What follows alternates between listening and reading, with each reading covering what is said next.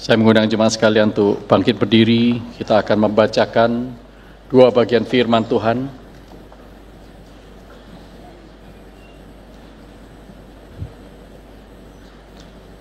Yang terambil dari Yesaya pasal yang ke-7, ayat yang ke-11, ayat yang ke-10 sampai dengan ayat 14. Yesaya pasal yang ke-7,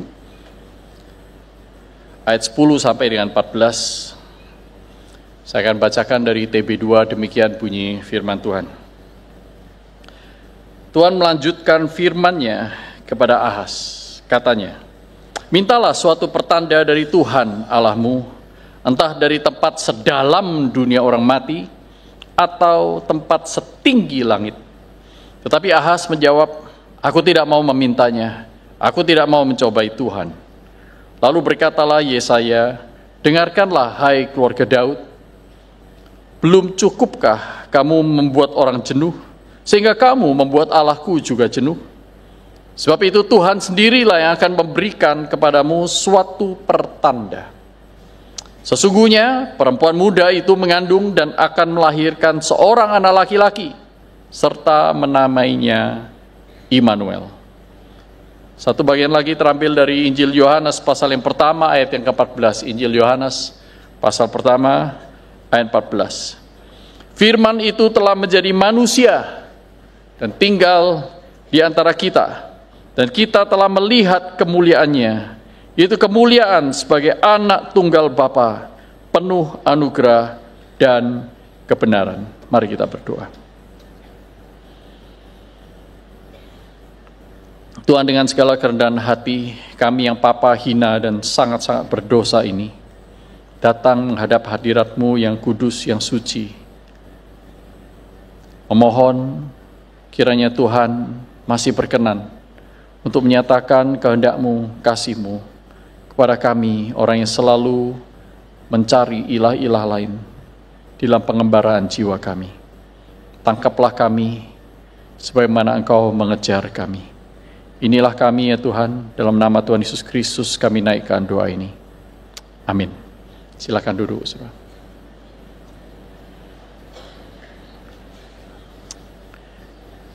Di manakah saudara dan saya bisa menemukan tempat yang aman, kepastian hidup? Saudara bisa bertanya kepada kakak ipar saya dengan keempat anaknya, yang di suatu pagi, hari Senin pagi, 22 Agustus 2022, mereka mendapati kakak perempuan saya tergolek di lantai kamar mandi dan tidak bernafas lagi. Malam sebelumnya mereka hidup seperti biasa, pulang dari gereja, makan bersama-sama, berceloteh.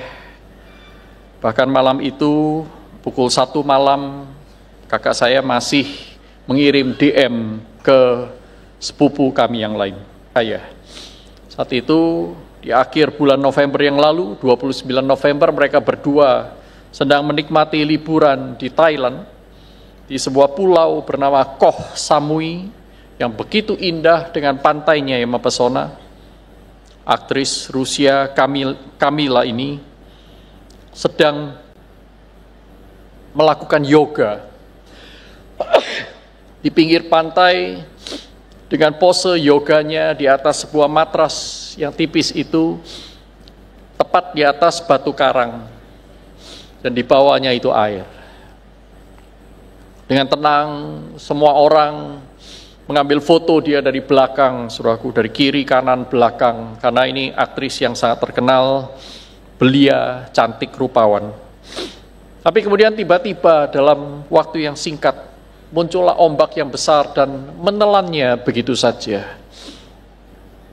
Salah seorang dari khalayak ramai berusaha untuk menyelamatkan dia, menceburkan diri, mencari dan tidak menemukan Kamila ini. Tubuhnya baru ditemukan setelah belasan jam dengan jarak 900 meter kira-kira dari tempat kejadian. Sudah tidak bernyawa.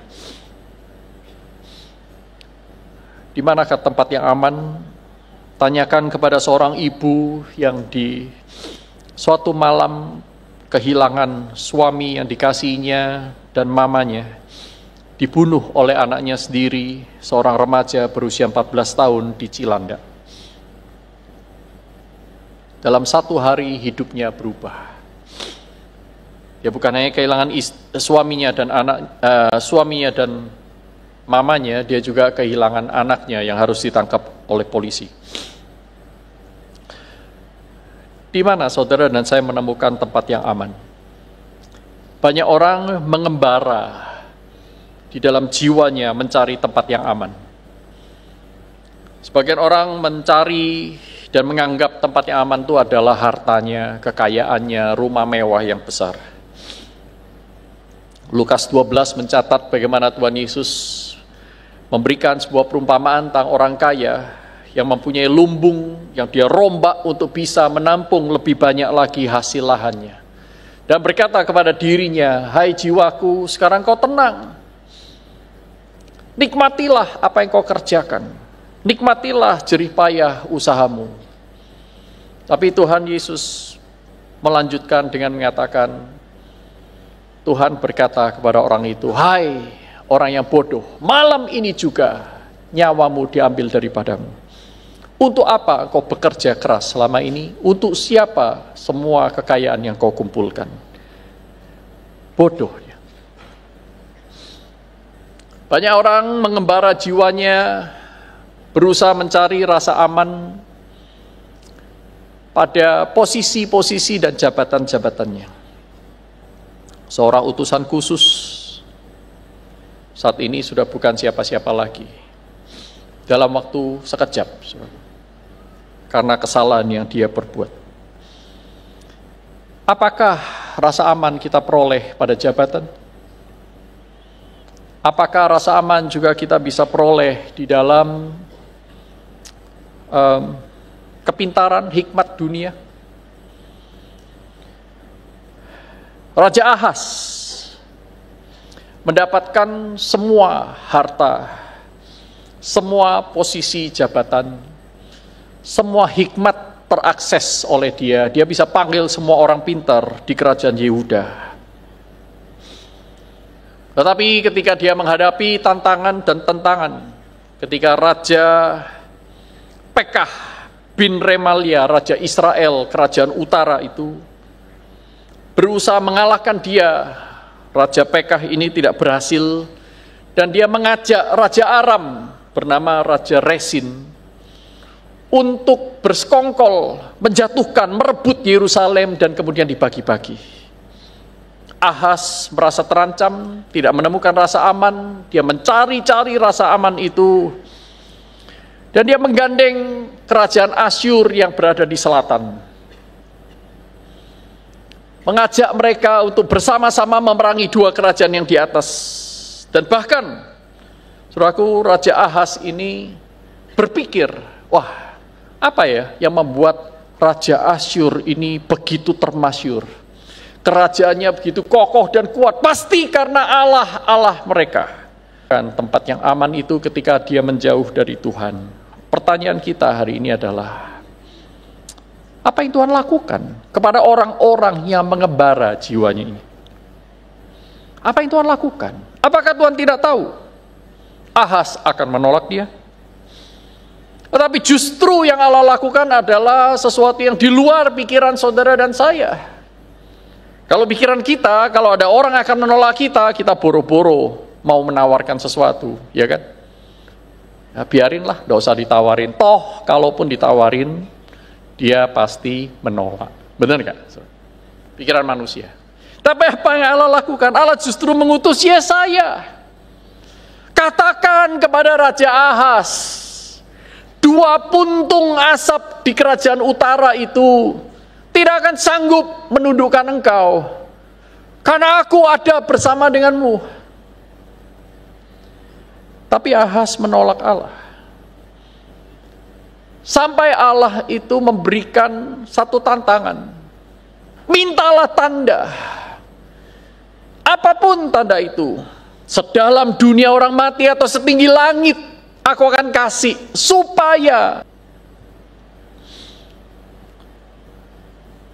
Saudara, lalu apa yang Tuhan katakan?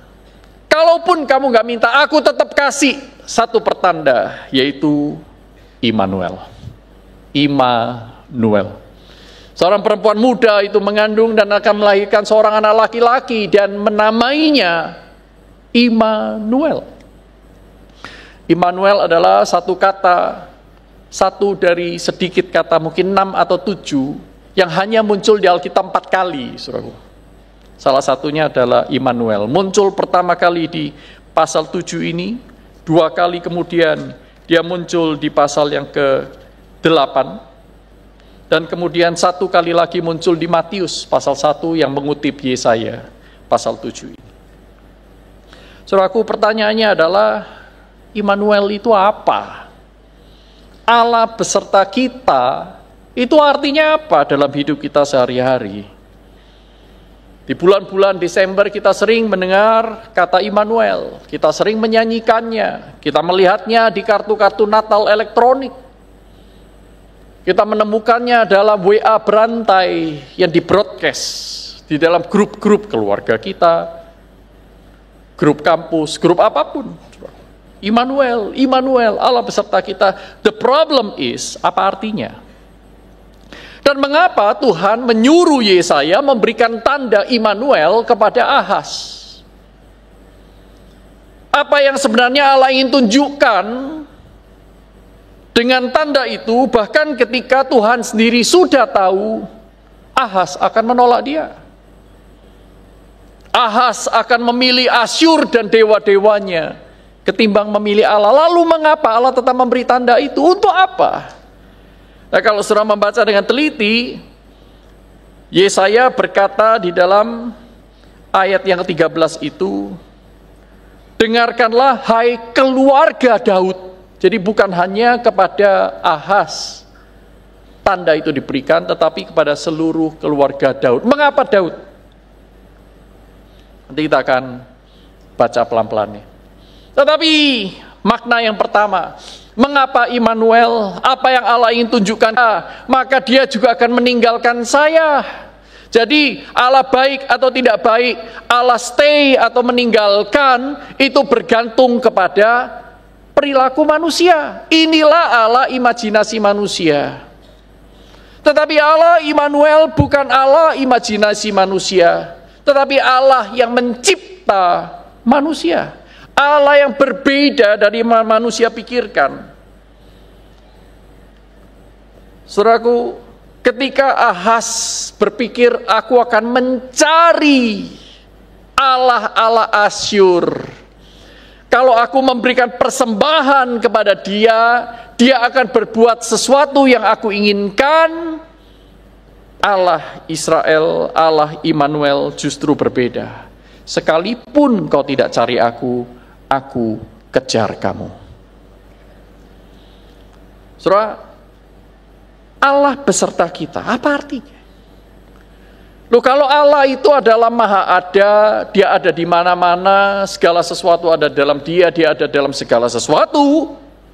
Lalu mengapa ditulis lagi Allah beserta kita? Tanda itu bukankah tidak akan ada artinya kalau bersifat redundant, bukan? Allah ada di mana-mana, ya Allah beserta kita, ya pastilah. Nah, kalau kita mengerti Allah beserta kita ini di dalam pengertian seperti itu, yaitu secara spasial dan geografis, ya maka Allah beserta kita itu tidak ada artinya apa-apa. Buat apa dikasih tanda yang tidak punya arti, bukan? Tetapi Allah Immanuel, God with us ini, Allah beserta kita, tidak hanya bisa diartikan secara spasial ataupun geografis, tetapi sebaliknya di sini justru di dalam konteks Ahaz yang sedang menjauhi Allah, Allah memberikan Allah Immanuel di dalam pengertian etis spiritual, ethical spiritual. Mengapa God with us? Karena selama ini Raja Ahaz dan Yehuda tidak with God. Mereka memilih untuk menjadi us without God, maka Allah memberikan tanda God with us. Mereka menjauh dari Allah, seperti saudara dan saya, dan orang-orang berdosa yang lain. Tidak seorang pun berakal budi, tidak seorang pun mencari Allah. Seruan Paulus di Roma pasal 3 yang mengutip beberapa Mazmur di Perjanjian Lama. Tidak seorang pun mencari Allah, saudara dan saya mencari Allah. Kalau diserahkan kepada kemauan diri kita masing-masing, saudara dan saya nggak akan mau ke gereja.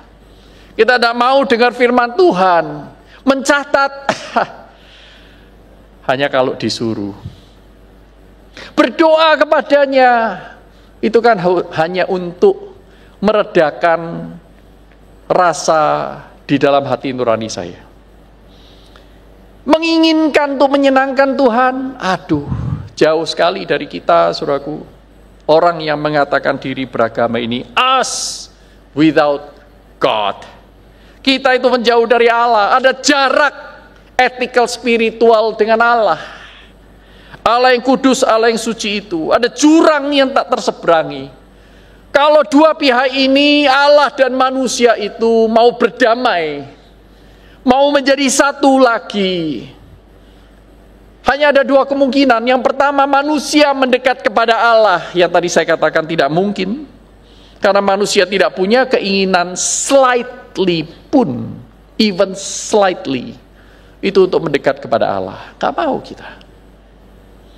Kita lebih senang menjadi Allah buat diri kita sendiri, karena sejak awal, sejak kejatuhan dalam dosa, kita ingin menjadi sama seperti Allah. Manusia pertama sama seperti kita hari ini. Saya ingin mengatur diri saya sendiri, saya ingin mengatur karir saya sendiri, saya ingin mengatur jodoh saya sendiri, saya ingin mengatur perilaku saya sendiri, saya ingin membiarkan perasaan saya menjadi Tuhan. Kita sebutnya orang yang baperan. Perasaan itu real, tetapi serilnya perasaan, seril pula kebenaran bahwa perasaan itu bukan Tuhan. Dan tidak seharusnya perasaan memerintah kita. Perasaan itu real, tidak boleh kita sangkali, kita harus hadapi. Tetapi perasaan bukan Tuhan yang harus terus-menerus kita taati. Kita tidak mencari Allah, manusia kepada Allah, tidak mungkin. Kemungkinan satu-satunya adalah Allah ke manusia. Allah mendekat kepada ke manusia. Apakah itu yang terjadi? Jawabannya ya, yes, absolutely. Seolah-olah Tuhan berkata, aku yang akan menyeberang jurang untuk menggapaimu. Dan itulah yang dikatakan oleh Allah lewat Nabi Yesaya kepada Ahaz. Dan kepada kita hari ini, aku adalah Allah Immanuel, God with us, ketika engkau memilih to be without God. Pernahkah saudara dan saya membayangkan jarak yang harus ditempuh oleh Allah untuk menghampiri kita? Bukan jarak spasial, bukan jarak geografis karena ada di mana-mana, tetapi jarak etis dan spiritual. Pernahkah saudara berpikir berapa jauh jarak yang harus Allah tempuh untuk menunjukkan Allah Immanuel? Ada dua macam jarak di dalam jarak etis dan spiritual ini. Yang pertama adalah ontological distance, jarak ontologis, saudaraku. Dari Allah menjadi manusia, dari Allah pencipta langit dan bumi menjadi bayi yang papa yang sangat membutuhkan manusia. Dari mata yang bisa melihat segala sesuatu, kini menjadi mata yang hanya terbatas di dalam lokasi dan waktu. Tangannya yang besar yang menciptakan langit dan bumi sekarang teracung ke atas, memohon pertolongan dari ibu dan bapak manusianya. Dia yang memberi makan burung-burung, sekarang dia membutuhkan makanan air susu dari ibunya. Saudara, saya tidak bisa membayangkan berapa jauh itu. Tapi mari kita coba pikirkan lewat analogi. Waktu SMP saya punya hobi memelihara satu binatang yang tidak umum, saudara. Ya, saya pernah di rumah saya ada terenggiling, armadillo, tapi saya tidak mau bercerita tentang itu. karena bukan saya yang take care itu di rumah saya. Saya memelihara keong atau bahasa resmi Indonesianya itu adalah kelomang atau umang-umang. Ada yang tahu? Yang tahu angkat tangan? Kelomang, umang-umang, bahasa kerennya itu hermit crab. Keren. Saya tidak pelihara 2, 3, 4, 5 ekor, puluhan, hampir 100. Dan saya memeliharanya itu secara profesional. Karena itu hewan aduan. Saya mengadunya seminggu minimal sekali. Karena untuk diadu, saya mencari kualitas yang terbaik. Karena untuk mencari kualitas yang terbaik, saya tidak beli yang biasa dijajakan di pinggir pintu gerbang sekolah zaman dulu. Sekarang tidak ada. Sekarang malah dijual di mal-mal. Saya tidak mau beli yang di situ. Saya beli langsung ke suppliernya. Keren, ke supplier. Supplier itu jangan saudara bayangkan berada di perkantoran yang besar, supplier keong, tidak ada. Justru adanya itu di gang-gang kecil ketika seseorang itu mendatangkan dari tempat-tempat, dari rawa, dari pantai, menangkap. Dan kemudian membawanya ke kota. Sebagian lagi untuk menarik ya. Rumah-rumah keong itu diberi warna yang sebenarnya melukai, meracuni. Tapi pada zaman itu tidak ada rumah keong yang diwarna. Saya membelinya langsung di supplier, memilih yang berpostur bagus, yang indah, yang agresif, kuat. Karena apa? Untuk aduan. Saya setiap hari memeliharanya karena saya masuk SMP itu sekolah siang, jam 1 siang, maka pagi-pagi saya bangun, saya melakukan ritual saya. Saya menyiapkan 2 baskom, yang satu itu baskom bersih yang kosong, satu lagi baskom yang berisi air. Maka saya ambil semua keong-keong itu, semua kelomang itu dari balik pot-pot yang memang saya sediakan, pot bunga yang saya pecah jadi 2 itu. Mereka bersembunyi masuk di dalam. Bahasa Jermannya pating kruntel di sana. Berdesak-desakan di dalam situ.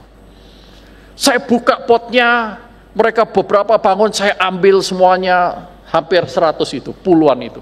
Dalam 2 bak yang besar. Saya ambil semuanya masuk di baskom itu, kemudian satu persatu saya mandikan. Saya celupin satu, saya kipat-kipat gini ya. Supaya pasir-pasir di dalam rumahnya itu keluar, terbuang, dan dia menjadi bersih. Supaya nggak gampang sakit. Nah setelah itu saya bersihkan baki itu, ya bak-bak pasir itu, pasirnya saya ganti kalau pada waktunya ganti. Makanan-makanan, sisa makanan yang kotor dan membusuk saya buang, saya ganti dengan sayur-sayuran, buah-buahan yang baru. Bahkan kalau saya melihat ada semut masuk, saya semprot baygon. Ya tidak di dalamnya, di sekeliling baknya di sebelah luar itu. Saking senengnya, saking cintanya saya ingin dia menjadi kuat, saya kasih dia minum susu. Keong minum susu, yaitu saudaraku. Saya ambil susu, saya kasih dia minum. Enggak malah sehat, malah lemes. Tidak lama kemudian mati karena dirubung semut. Saya begitu mencintainya, setiap hari saya pandang, saya memang tidak menamainya satu persatu karena saya takut lupa. Banyak sekali. Tetapi tidak pernah terpikirkan tuh dalam pikiran saya mau menjadi seperti mereka. Saya tidak mau melepaskan kamar saya untuk satu rumah yang saya bawa pergi kemana-mana. Saya tidak mau melepaskan makanan-makanan kesukaan saya untuk menjadi keong yang tiap hari makannya itu timun, buah-buah yang sisa yang manusia tidak mau. Saya tidak mau melepaskan anggota-anggota keluarga saya untuk bergabung menjadi anggota keluarga keong itu yang mungkin berbahasanya sangat sederhana. Tidak mau saya. Tapi kalaupun saya mau, dan kalaupun saudara dan saya bisa menentukan angka jarak ontologis antara manusia dengan keong. Kalau saudara menemukan, sebut saja angkanya berapa, berikan satuannya sendiri, Patrick sendiri. Ya. Nah kemudian kalikan angka itu dengan 1 triliun. Itu saudara baru menemukan 1/triliun dari jarak Allah menjadi manusia. Jarak ontologis. Mungkin lebih dari itu. Lebih panjang lagi. Jarak yang macam yang kedua adalah relational distance. Jarak relasi. Allah tidak datang untuk orang-orang yang baik-baik. Allah tidak datang untuk orang yang mendamba dia. Allah tidak datang kepada orang yang saleh. Tetapi sebaliknya Allah datang kepada orang-orang yang memusuhi dia. Orang-orang yang berkata, aku menyembah engkau. Tapi hatinya menjauh dari Allah. Orang yang berkata, aku mau setia kepada Tuhan. Tapi sesungguhnya mereka adalah peselingkuh rohani. Datang ke gereja. Siapa yang dicari? Tuhan. Baca Alkitab. Apa yang dicari? Tuhankah? Melayani. Siapa yang dilayani? Tuhankah? Tetapi toh Tuhan datang kepada manusia. Perhatikan Ahaz. Ahaz cari Tuhan. Ahaz mencintai Tuhan. Orang-orang Yehuda, rumah Daud. Apakah mereka mengoyakkan pakaian mereka, memukul dada, Tuhan datang kepada kami? Enggak. Memikirkan Tuhan pun enggak. Tetapi Alkitab berkata, Yesaya pasal 1 ayat 18, sekalipun dosamu merah seperti kirmisi, akan menjadi putih seperti salju. Sekalipun berwarna merah seperti kain kesumba, akan menjadi putih seperti bulu domba. Ayo kita berperkara. Kamu pikir aku tidak bisa menyeberangi dosamu yang demikian dalam? Aku bisa. Mazmur 103:12, sejauh timur dari barat, pelanggaran-pelanggaran yang telah engkau perbuat itu tidak masalah buatku. Saudaraku, ontological distance, relational distance, tidak peduli seberapa jauh saudara melarikan diri dari Allah, Allah akan meninggalkan 99 domba untuk mencari Anda dan saya. Tidak peduli seberapa gelap masa lalu kita atau bahkan masa kita hari ini, tidak ada kegelapan terlalu gelap untuk terang itu tidak bisa meneranginya. Tidak ada jarak yang terlalu jauh untuk Allah untuk menghampirinya. Tidak ada tempat yang sedemikian tersembunyi yang tersembunyi dari mata Allah. Ia mengejar saudara dan saya untuk menyelamatkan kita. Anak itu menjadi manusia, Immanuel. Nick Vujicic, ada yang kenal Nick Vujicic? Seorang Australia yang lahir tanpa tungkai, tanpa tangan, tanpa kaki. Di salah satu di bagian pangkal paha itu ada satu benjolan, namanya dia sebut sebagai drumsticks. Paha KFC itu. Tidak bisa buat apa-apa. Tetapi Tuhan kejar dia, sekalipun dia ingin mengakhiri hidupnya, menenggelamkan diri di dalam sebuah bathtub, bak mandi. Tapi karena badannya terlalu ringan, dia ngambang. Dia menjauhkan diri dari Tuhan, Tuhan mengejar dia, sampai akhirnya dia berkata, Tuhan, aku tidak mau lari darimu lagi, aku mau lari mendekat engkau. Dan Tuhan pakai dia luar biasa sampai dia pergi ke satu daerah namanya Mumbai. Di Mumbai itu dia melakukan KKR, memberitakan Injil, memberitakan pengharapan kepada orang-orang yang kehilangan pengharapan. Selesai KKR itu, seorang rekan di sana mengajak Nick Vujicic, Nick, saya ingin kamu ketemu dengan seseorang. Oh boleh. Kemudian dibawalah Nick ini bersama dengan rombongan pergi ke satu tempat di Mumbai yang terkenal sebagai Red Light City District. Red Light. Kalau saudara mengenal Red Light, di kota-kota manapun Red Light itu selalu tempat prostitusi. Dibawalah Nick ini pergi masuk ke Red Light City District. 4 hektar, ada 250 rumah bordil. Setiap rumah itu menjajakan kira-kira 6 gadis muda menjadi pekerja seks komersial. Kalau 6 gadis per rumah, ada 250 rumah, berarti itu sekitar 1.500 penjajah seks komersial di sana. Pekerja seks komersial. Yang sebagian besar dari mereka dijual oleh orang tuanya yang sangat membutuhkan uang karena mereka sangat miskin dengan harga $700. 700 US dollar satu anak. Masih kecil, 9 tahun, 10 tahun, sudah dijual menjadi PSK. Nah kemudian Nick masuk ke sana tanpa mengetahui itu tempat apa, untuk berjumpa dengan seorang nenek tua berusia 90-an tahun. Nenek tua ini sebenarnya masih kuat badannya, cuma 4,5 tahun terakhir dia tidak bisa berjalan.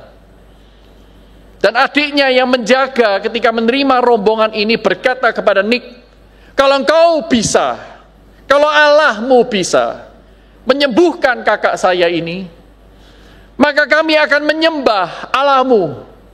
Nick berkata sambil memberitakan Injil, aku tidak bisa. Ya bisa hanya Allahku. Tapi itu pun tergantung dia.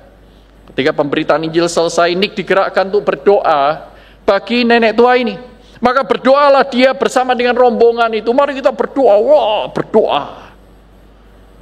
Setelah amin, saudaraku, nenek tua ini ternyata masih belum bisa bergerak. Mencoba berdiri tapi tidak sanggup. Tetapi heran sekali Tuhan menggerakkan hati Nick untuk berdoa sekali lagi. Dia mengajak, Tuhan menggerakkan saya untuk berdoa sekali lagi. Mari kita berdoa lagi. Berdoa, berdoa, berdoa. Mari kita berdoa. Berdoa yang kedua belum selesai. Nenek ini sudah bangkit berdiri, saudaraku. Waktu yang lain buka mata. Nenek ini bukan berdiri, dia berjalan, lompat-lompat.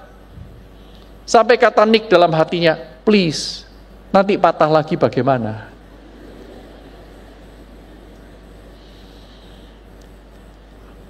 Adiknya langsung pergi ke kamar sebelah, menyalakan dupa-dupa, memberikan sesajen. Tetapi orang di sana, orang lokal berkata, no, ini adalah Tuhan Yesus Kristus yang menyembuhkan dia. Engkau sudah berdoa kepada ilah-ilah itu 4,5 tahun terakhir dan dia tidak bisa melakukan apa-apa. Jangan salah. Dan akhirnya nenek tua ini bertobat, saudaraku. Mereka keluar dengan puji Tuhan, sukacita. Dan di luar itu seorang berbisik kepada Nick, kamu tahu siapa perempuan yang baru Tuhan sembuhkan itu? Enggak, saya enggak tahu. Ya dia perempuan lumpuh 4,5 tahun. You know what? Perempuan itu adalah wanita yang memulai seluruh bisnis rumah bordil ini tahun 1960-an. Karena dia 40.000 wanita muda dikorbankan menjadi pekerja seks komersial. Karena dia banyak keluarga rusak. Karena dia hidup banyak orang menjadi gelap dari yang semestinya. Tetapi Tuhan mengejar dia. Tidak ada kegelapan yang terlalu gelap yang Allah tidak bisa terangi. Yang kedua, saudara, Allah beserta kita apa artinya? Ketika orang Yehuda melupakan Allah dan beralih hati ke ilah yang lain, berusaha mencari pertolongan dari Allah Damsyik, dari manusia-manusia yang perkasa. Mereka tidak lagi with God, tetapi without God. Bahkan Ahaz menolak meminta tanda dengan alasan yang sok rohani. Allah mengejar dan Allah beserta, memberikan tanda Immanuel, Allah beserta kita. Dia bukan dekat kita, dia beserta kita. Artinya apa? Dia bukan hanya terbatas di satu tempat, di satu lokasi, tetapi dia bersama dengan kita. Dan bahkan Alkitab berkata sampai selama-lamanya. Dia adalah Immanuel. Satu kali Tuhan Yesus menjadi manusia, selama-lamanya dia menjadi manusia, Allah yang menjadi manusia. Bahkan hari ini, saat ini ketika Anda mendengarkannya, Kristus duduk di sebelah kanan Allah Bapa di surga sebagai Allah manusia, sang mediator pengantara kita. Jika kehadiran Allah dan tabernakel di perjanjian lama ditunjukkan secara terbatas, secara spasial, secara geografis, secara kondisional, lewat tongkat Musa yang mengubah air menjadi darah, lewat tiang awan dan tiang api yang menyertai orang Israel mengembara, Allah menyatakan dia beserta dengan kita, tetapi secara kondisional. Namun di dalam perjanjian baru Allah memberikan tanda 700 tahun sebelumnya kepada Raja Ahaz. Sang Immanuel itu akan menjadi manusia dan dia beserta kita. Artinya apa? Dia tidak datang untuk mampir.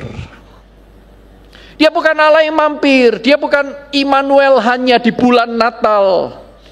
Dia Immanuel di sepanjang tahun. Dia bukan Immanuel hanya di ibadah-ibadah yang menggerakkan hati kita di KKR atau di retret tertentu. Dia Immanuel hanya di sana. Bukan.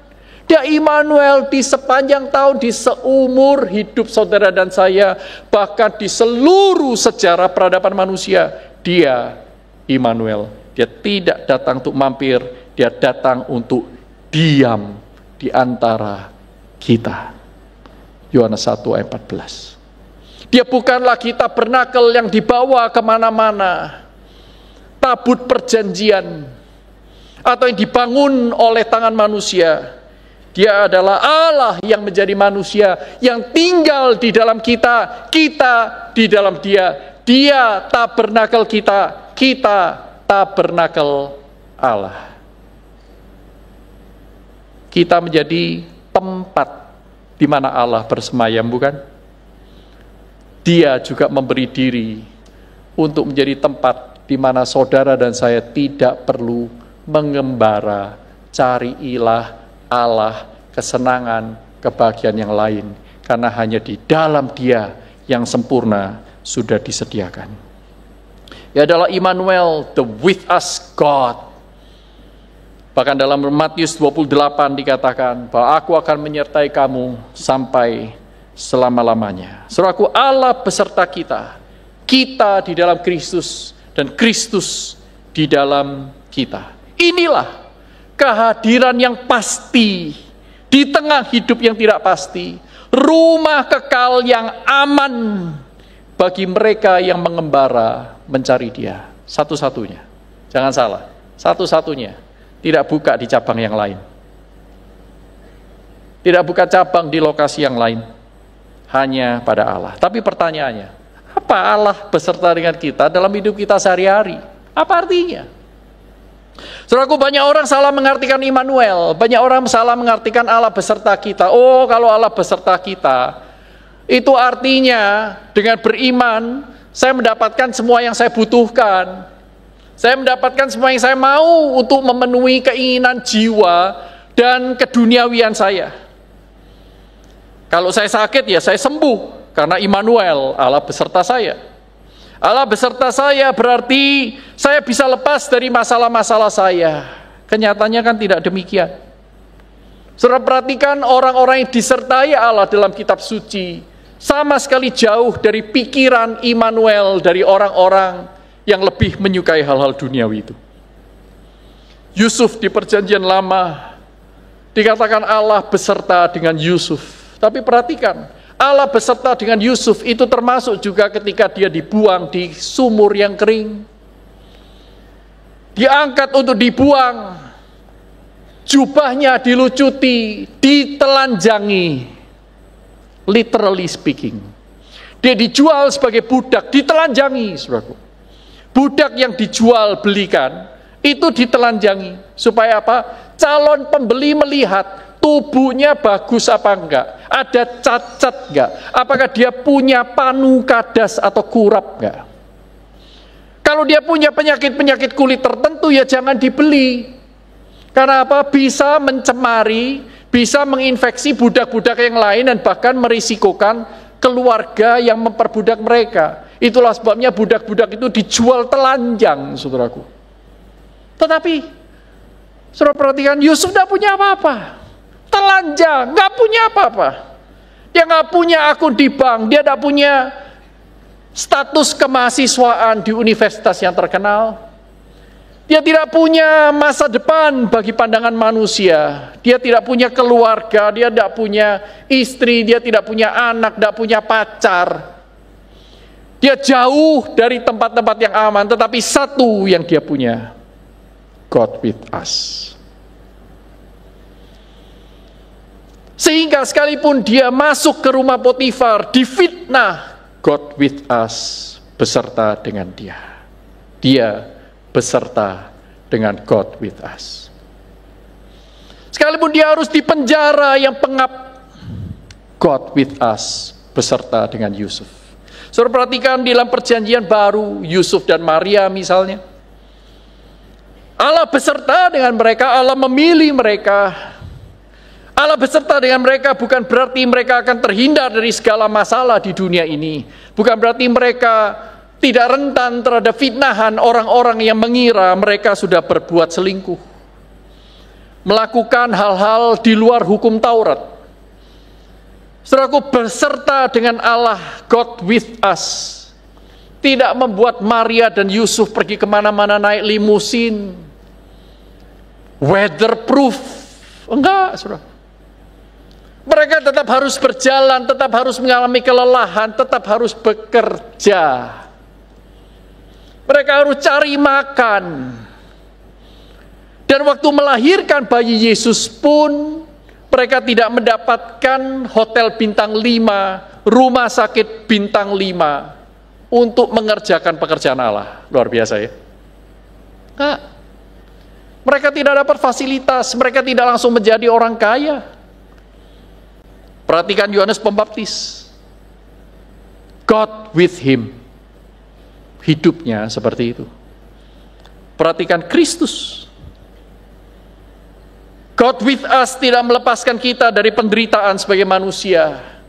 Tetapi justru God with us adalah Allah yang menderita bersama-sama dengan kita. Saudaraku yang terkasih dalam Tuhan, apa artinya Immanuel? Bukan berarti saudara mendapatkan privilege untuk hidup berbeda dari manusia yang lain, tetapi sebaliknya, kita bersama dengan kemanusiaan ini, namun kita hidup dengan cara yang berbeda karena God with us. Kita tidak sendirian mengarungi penderitaan, itulah yang Tuhan janjikan. Dia bersama dengan kita ketika engkau menangis. Dia bersama dengan kita ketika kita memukul-mukul dada untuk hal-hal yang kita tidak bisa ganti di masa lalu kita. Kita nelangsa, God with us. Saudara menyesal, God with us. Tetapi tidak berhenti di sana. God with us juga memberikan kita pelita bagi kaki kita, terang bagi jalan kita, sehingga saudara dan saya tidak terus-menerus dibohongi oleh iblis dan dunia. God with us menolong saudara dan saya mempunyai kekuatan ekstra dari Roh Kudus untuk menggenapi rencana Allah yang kekal. God with us memperbarui kita dari dalam oleh firman dan rohnya. God with us membuat saudara dan saya bersama dengan Paulus berkata, namun hidup yang kuhidupi sekarang di dalam daging ini bukan hidupku lagi, tapi Kristus hidup di dalamku. Dan hidup yang kuhidupi dalam daging ini adalah hidup karena iman di dalam Dia. God with us membuat saudara menjadi orang yang berbeda, bukan memiliki pengalaman yang berbeda dari manusia pada umumnya, tetapi kita menghadapi pengalaman itu tidak sendirian, dan karena itu kita tidak bereaksi yang sama.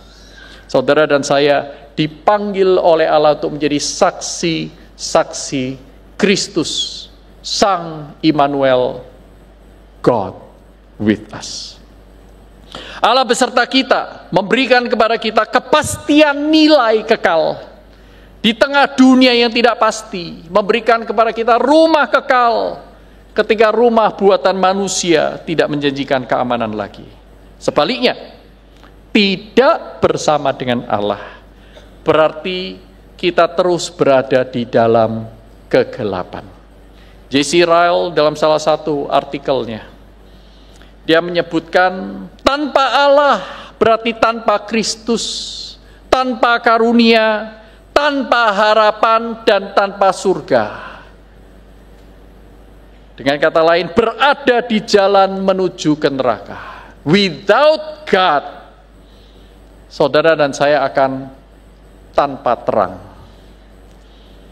Allah memberikan pilihan kepada Ahaz 2700 tahun yang lalu, dan saat ini kepada kita 2700 tahun setelahnya. Bagaimana saudara dan saya mau terus melanjutkan hidup ini?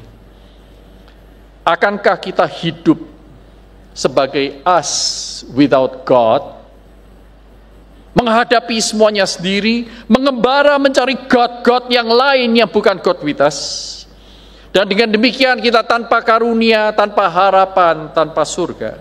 Atau saudara dan saya memilih untuk mengiring God with us, Sang Immanuel.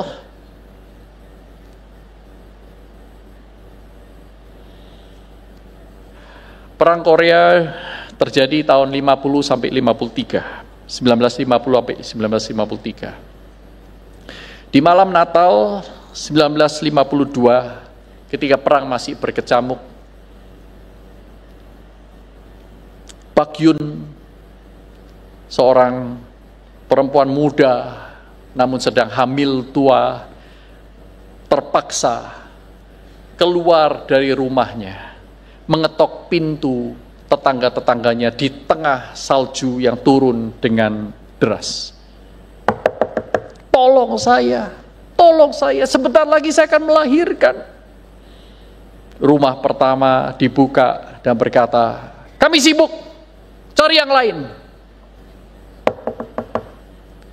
Rumah berikutnya, tolong saya sendirian, saya akan melahirkan, saya butuh pertolongan. Kamu itu pasti wanita jalang. Kalau kau wanita baik-baik, gak mungkin kau hidup sendirian. Mana suamimu? Suami saya sedang pergi berperang. Saya tidak percaya, sana pergi. Rumah ketiga, rumah keempat, rumah kelima, sama hasilnya. Tapi dia berpikir, di tengah-tengah kontraksi yang semakin lama semakin dekat itu menunjukkan bahwa sebentar lagi bayinya akan keluar. Dia pikir di seberang jembatan sana ada panti asuhan, orangnya baik-baik, mungkin mereka mau menolong saya. Maka dia mulai menyeret kakinya melewati salju yang begitu tebal. Tetapi mendekati jembatan penyeberangan itu, dia merasa dia sudah tidak sanggup. Waktunya sudah tiba, dan dia memilih untuk berteduh di bawah jembatan ketimbang melanjutkan jalan. Keesokan harinya, seperti biasa, pengasuh dari rumah panti asuhan itu, misionaris bernama Miss Watson, keluar dari rumah panti asuhan mengendarai truk bututnya untuk membagi-bagikan parsel Natal kepada rakyat di sekitar di dusun-dusun itu. Dia pergi merayakan Natal bersama dengan anak-anak, memberitakan Injil di sana. Dan waktu pulang dengan tangan yang sudah kosong, saudaraku, tiba-tiba truk itu berhenti tepat sebelum naik ke jembatan. Waktu berhenti, dut, truk itu dut betulan, saudaraku. Mogok. Tiba-tiba keheningan itu menyergap. Maka terdengarlah suara lirih, teriakan seorang bayi. Wah, tidak ada rumah sekitar sini. Ini dari mana? Udah dia keluar, lompat dari truknya itu. Dia mencari sumber suara itu dan menemukan di bawah jembatan yang hendak diseberanginya itu. Terlihatlah seorang bayi dengan buntalan kain yang banyak sekali, saudaraku. Sembari itu di sebelahnya Bakyun yang sudah membeku, tidak bernyawa, dalam keadaan telanjang. Tali pusar masih menghubungkan mereka. Maka Miss Watson cepat-cepat kembali ke truknya, ambil gunting dari dashboard, menggunting tali pusar itu, mengangkat bayi itu, dia lari pergi ke panti asuhan, menyerahkan bayi itu kepada orang-orang di panti asuhan. Dan kemudian memerintahkan sebagian orang untuk mengubur Bakyun. Sejak hari Natal itu, 25 Desember 1952, Miss Watson mengangkat anak yang ditemukannya itu menjadi anaknya sendiri dan diberi nama Sue Park. Sejak saat itu Sue Park tinggal bersama dengan Miss Watson. Setiap tahun, setiap Natal, Miss Watson menceritakan kepada anak-anak dan juga kepada Sue Park betapa spesialnya dia, sehingga ibunya mau mati untuk dia. Awal-awal tentu bayi ini tidak mengerti, tetapi semakin lama semakin besar dia semakin tahu, sehingga umur 10 tahun Sue Park berkata kepada Miss Watson, "Mama Watson, saya tidak mau hadiah Natal yang lain, saya cuma mau satu." Apakah itu? Izinkan saya di hari Natal ini mengunjungi kuburan mama saya. Wah, tapi hujan, salju lagi deras, dingin sekali di luar. Saya tidak minta yang lain, saya cuma minta itu. Please, tolong kabulkan. Oke, dengan syarat, kamu harus pakai baju tebal, supaya kamu nggak sakit. Yang kedua, tidak bisa lama-lama. Baik, maka dia pakai bajunya tebal, berlapis-lapis, anak kecil umur 10 tahun ini, saudaraku. Kemudian dibawalah dia oleh Miss Watson naik truknya yang butut itu. Dan dari kejauhan Miss Watson berkata, "Lihat, kamu lihat di ujung sana, itu ada batu yang nongol di tengah gundukan salju. Itu kuburan mama kamu." Kemudian Sue Park langsung memegang tangan Miss Watson. Satu permohonan lagi, boleh nggak saya ke sana sendirian? Ya sudah, mama tunggu di sini. Maka dia lompat, dia lari-lari, saudaraku. Mendekati ke sana, Miss Watson melakukan bisnisnya. Dia melakukan segala sesuatu yang dia bisa kerjakan, dan ketika matanya melihat mencari Sue Park, kaget luar biasa. Karena Sue Park mulai menanggalkan satu persatu pakaiannya. Satu persatu, sampai akhirnya dia telanjang bulat di depan kuburan mamanya. Miss Watson kaget langsung keluar, mengejar Sue Park. Dan ketika mendekat itu dia memperlambat langkahnya. Dan dengan perlahan menghampiri Sue Park yang sudah menggigil kedinginan karena telanjang berdiri, berlutut di atas salju sambil mengatakan, "Mama, sedingin inikah Mama? Ketika aku mati untuk aku, Mama. Mama, sedingin inikah Mama? Engkau mati untuk aku."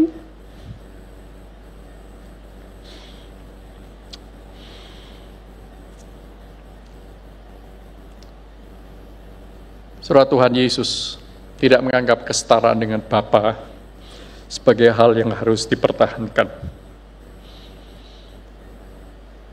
Dia mengosongkan dirinya, menelanjangi dirinya, mengambil rupa seorang manusia, menjadi hamba, mati di kayu salib untuk menyatakan Allah adalah Sang Immanuel. Dia rela menanggalkan semuanya untuk saudara dan saya.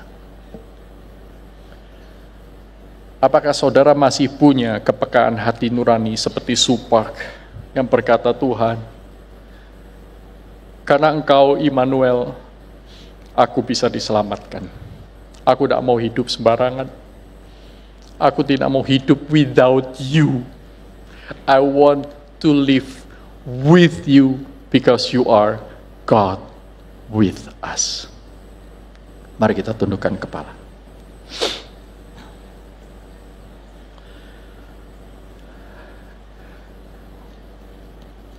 God with us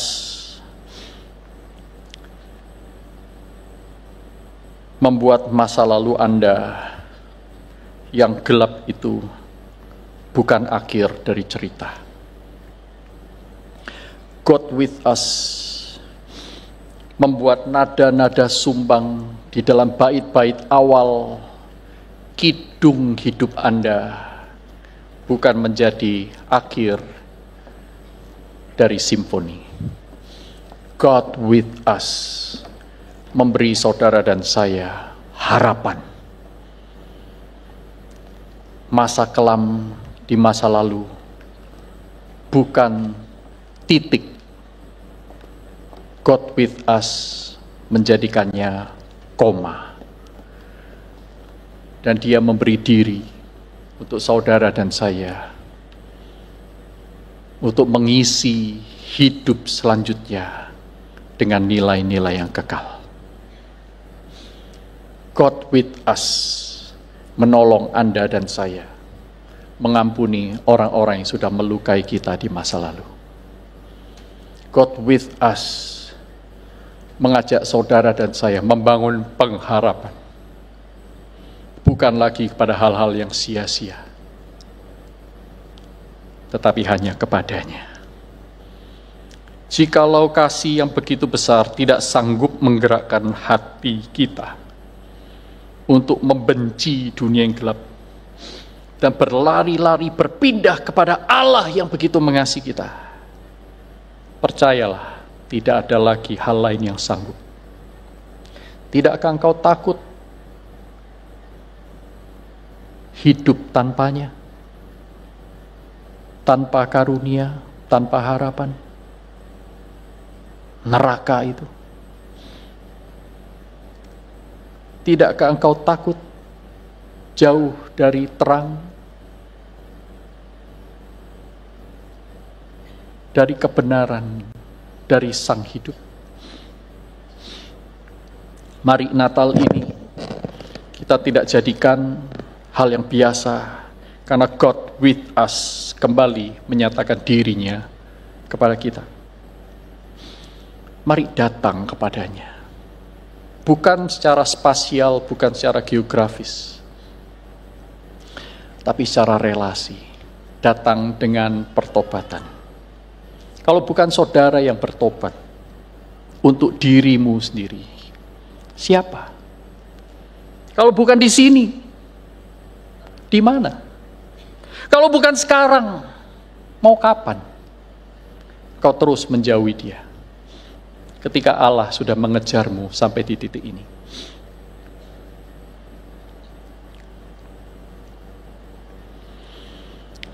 Tuhan, ini kami sudah lelah mencari ilah yang lain, yang mengecewakan hati. Kami datang kepadamu bukan karena tidak ada lagi harapan yang lain. Kami datang kepadamu dengan iman, karena kami melihat Engkau Allah yang begitu mengasihi kami, mengejar kami. Dan bahkan Engkau bukan hanya mampir dalam musim-musim kehidupan tertentu, Engkau beserta tinggal di antara kami.